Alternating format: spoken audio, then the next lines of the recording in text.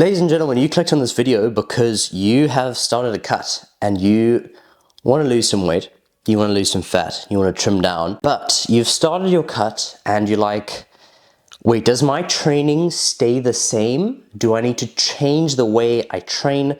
Do I need to change the rep ranges? Do I need to change the exercises? Do I need to change the workout split? What do I change? Well, ladies and gentlemen, I'm here to help you out because I believe I know a thing or two. Not very much though, so just take my advice with a pinch of salt. I'm not the smartest person in the world. First of all, let's talk about rep ranges. When you're on a cut, many people say, well, you got to take it lighter, so do much more reps. If you're doing 12 reps, then start a cut and do 15 or do 17 or do 20 reps.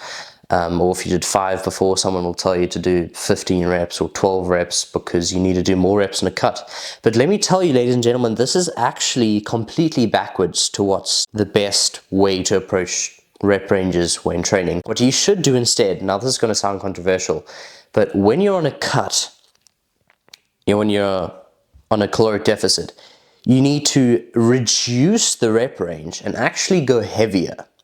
Now you're saying, now how does this work, Kathan?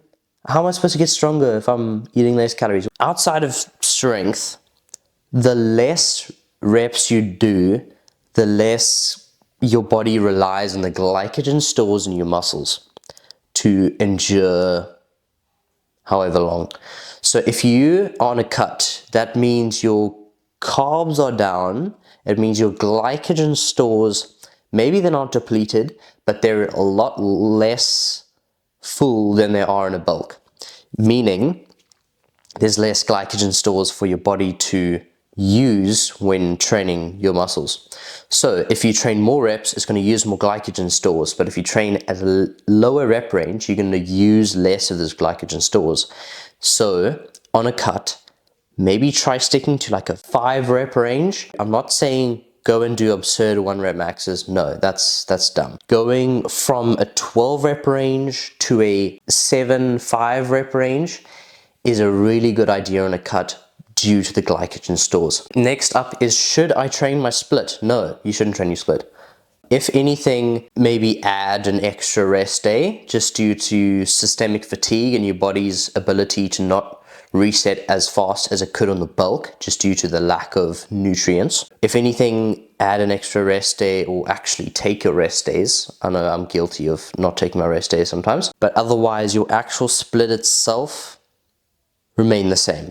Whatever training works for you, do that. And it doesn't matter if you're cutting or you're bulking, don't change it just because of a slight diet change. It's really not going to matter. What was the other point? Was rep range? Is it split? Oh, and cardio. Yes, definitely add cardio. But what I mean by cardio is steady state cardio only. Any other cardio is pretty much less efficient because walking, right? Walking is what I mean by steady state cardio. You can burn a lot of calories and you can finish and you can be unexhausted. You can be fairly fresh still. You can walk for 45 minutes and then when you're done, you can sit down, do something and then get up, and then you felt like you never really done anything because you just walked. Walking for 45 minutes will burn way more than doing any HIIT workout that's extremely exhausting, that you can't last longer than like 5 or 10 minutes worth doing.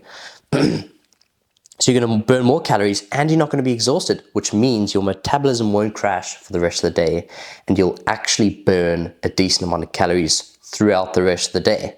It is a good idea to do cardio and steady state cardio, and as much as you can. It doesn't have to be, okay, I'm doing my cardio now, I'm going to go on the treadmill, I'm going to do however many minutes. Just increase the amount of steps you get in a day. If you have a step tracker, it's usually the left wrist, step tracker, and you do like 5,000 steps, do 10,000 steps. If you do 10,000, then do 15,000. Just increase the amount of steps you do in a day and decrease your calories and decrease your reps. Keep your split the same. And that's about it. Nothing else really comes to mind. So if you have any questions, leave them in the comments. and I'll help you out. And if you have any other video suggestions, then also leave them in the comments, and I will see to it that it may be produced. But that being said, ladies and gentlemen, if you want to see my beautiful face in a rocking chair once again, YouTube is going to fantastically make a video appear here, and YouTube knows you, and YouTube is very clever. So it's put something up that you would enjoy watching. So I recommend that you listen to YouTube because it knows you. So watch this video and you'll enjoy it. Bye bye.